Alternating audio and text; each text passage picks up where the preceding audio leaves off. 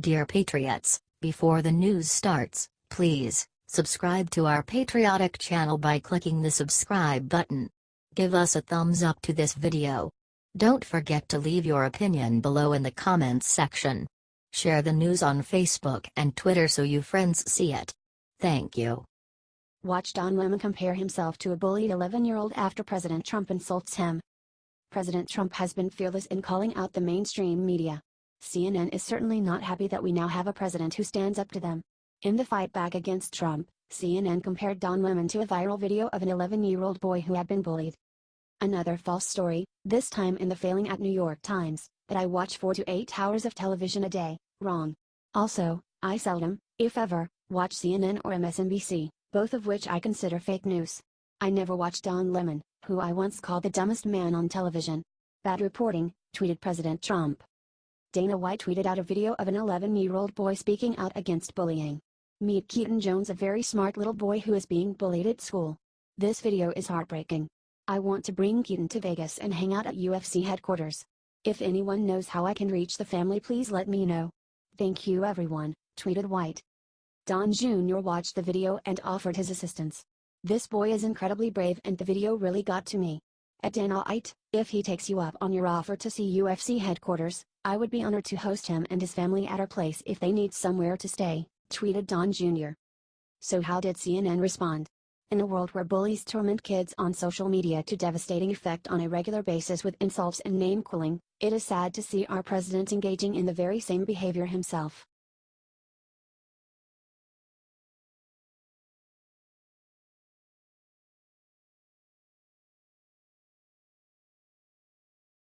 I'm not finished.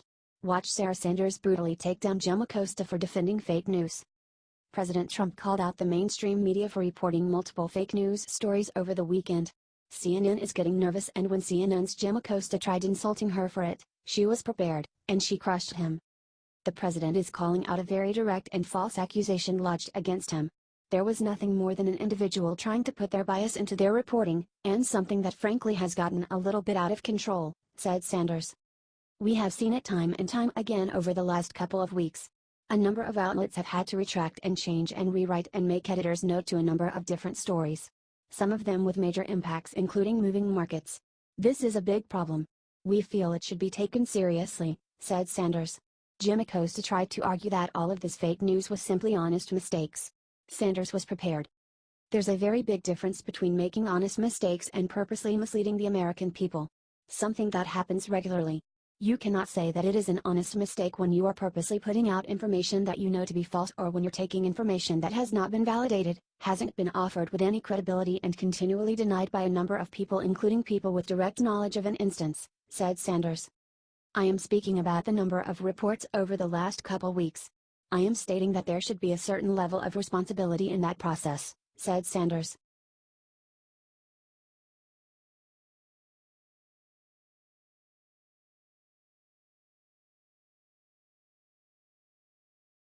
Why in the world would people believe? CNN, Dale Jackson crushes CNN's Brian Stelter in humiliating way. CNN is quickly losing all of their credibility with the American public. CNN's Brian Stelter had a guest on recently who defended the station's fake news. The mistakes are precisely the reason the people should trust the media. The worst mistakes that press organizations have made in their coverage of Trump has precisely occurred in their overzealous effort to be fair to the president, explained David Frum. However, Brian Stelter met his match when he brought Alabama radio host Dale Jackson on the air.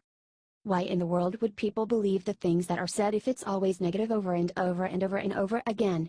That weaponizes the term fake news, asked Jackson. The bottom line is this: people don't trust you guys, and the reason they don't trust you is because you are constantly telling them they are wrong, they are stupid, they are racists, and then we're saying, hey, listen to us, you wrong, stupid and racist people. It's not going to work. They don't trust you guys, said Jackson. Stelter seemed offended by this claim. When you say they don't trust you guys, I think what you mean, Dale, is there's a percentage of the country, primarily conservatives, who for years and decades have just trusted the press, who do not trust mainstream reporting. It is not a majority of the country, argued Stelter. Even though the facts would disagree.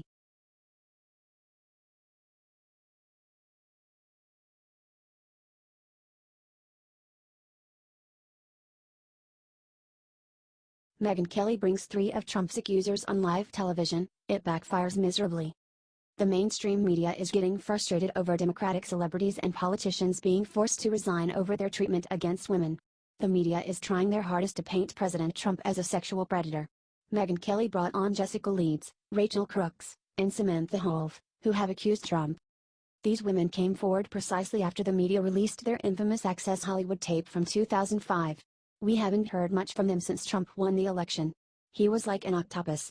His hands were everywhere, described 75-year-old Jessica Leeds. It was so inappropriate. I was so upset that he thought I was so insignificant that he could do that, described Crooks. It was the dirtiest I felt in my entire life. He would step in front of each girl and look you over from head to toe like we were just meat, we were just sexual objects, that we were not people, described Hove. However, not everything went the way Kelly planned. Not only did the women have no proof, but the White House released a statement providing strong counter-evidence. These false claims, totally disputed in most cases by eyewitness accounts, were addressed at length during last year's campaign, and the American people voiced their judgment by delivering a decisive victory. The timing and absurdity of these false claims speaks volumes, and the publicity tour that has begun only further confirms the political motives behind them, says the White House statement.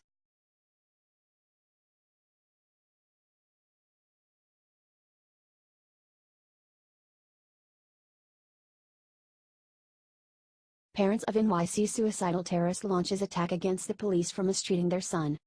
Accusers is the main suspect behind Monday's failed suicide bombing attempt at the New York City Port Authority bus terminal. Allah was then taken to and treated at the Bellevue Hospital.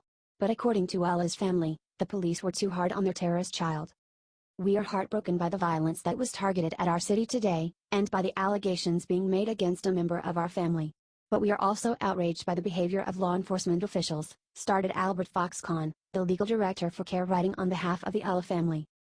Who have held children as small as 4 years old out in the cold, and who held a teenager out of high school classes to interrogate him without a lawyer, without his parents, said Khan. These are not the sorts of actions that we expect from our justice system, and we have every confidence that our justice system will find the truth behind this attack and that we will, in the end, be able to learn what occurred today. Thank you for your time, said Khan. Although 5 people were hurt in the explosion, there were no deaths and every victim is expected to make a full and healthy recovery.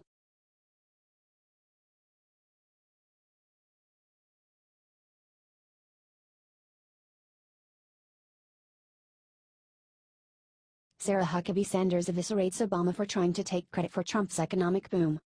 Obama angered Americans everywhere when he announced that he was going on an Asian-speaking tour, shortly after President Trump. But that's not all Obama did. During a climate change summit in Chicago, Obama tried to take credit for the incredible growth we saw in the economy since President Trump was elected. Obama claimed that the economy loved his climate change resistance. As we took these actions, we saw the U.S. economy grow consistently. We saw the longest streak of job creation in American history by far, a streak that still continues, by the way. Thanks Obama, said Obama. Wow. Sarah Huckabee Sanders slammed Obama for this in an interview with Fox News' Jesse Waters. It's laughable that President Obama thinks he has anything to do with the success of where the economy is right now, started Sanders. This is all a direct result not just of President Trump's swearing-in, but from the minute he was elected, consumer confidence got stronger, and businesses wanted to participate in our economy again because they have confidence in this president, she explained. Sarah also tweeted about President Trump's economic success. I'm old enough to remember when President Trump's election was going to crash the market. 1 year later, market up over 30%, 2 million new jobs and 1,000 new manufacturing jobs created every day just last month. And now Obama wants credit for the booming Trump economy, tweeted Sanders.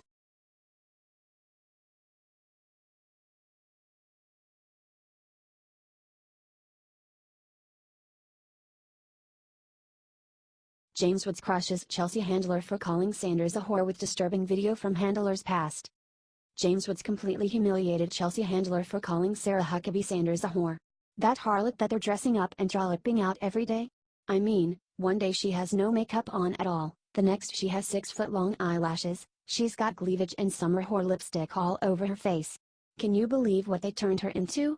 A proper trollop, said handler while describing Sanders.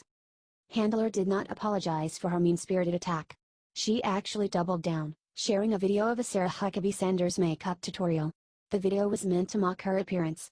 When Handler was confronted with the fact that she is being a very bad feminist, Handler justified her behavior by saying that Sanders is pure evil.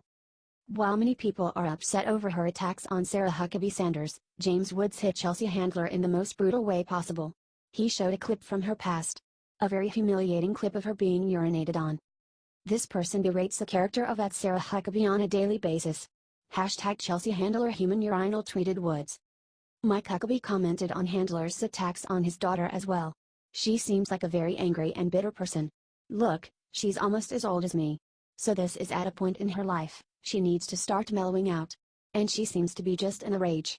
The sad thing about it, she boasts about the 2 abortions she had at 16.